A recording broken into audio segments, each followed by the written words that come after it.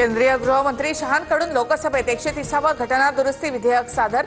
गंभीर गुन्ह्यांमुळे अटक झालेल्या किंवा ताब्यात घेतलेल्या नेत्यांना पदावरून हटवण्याची तरतूद। सलग 30 दिवस जेलमध्ये राहिल्यास पंतप्रधान मुख्यमंत्र्यांसह कोणत्याही मंत्र्याला पदावर राहता येणार नाही। संसदेमध्ये 130वा घटना दुरुस्ती विधेयक सादर होताच विरोधकांचा गदारोळ। विरोधकांनी विधेयकाची कॉपी फाडून थेट शहांच्या दिशेला भिरकावली। विरोधकांच्या गदारोळानंतर 130वा घटना दुरुस्ती विधेयक संयुक्त संसदीय समितीकडे वर्ग। एनडीएचे उमेदवार सीपी राधाकृष्णन यांच्याकडून उपराष्ट्रपती पदासाठी अर्ज दाखल। राधाकृष्णन यांच्यासमोर इंडिया आघाडीच्या बी सुदर्शन रेड्डी यांचं आव्हान। बेस्ट कामगार पतपेढी निवडणुकीत ठाकरे बंधूंच्या वाट्याला 0 जागा। शशांक राव यांच्या पॅनलचे सर्वाधिक 14 उमेदवार विजयी, तर भाजपच्या परिवर्तन पॅनलच्या 7 उमेदवारांचा विजय।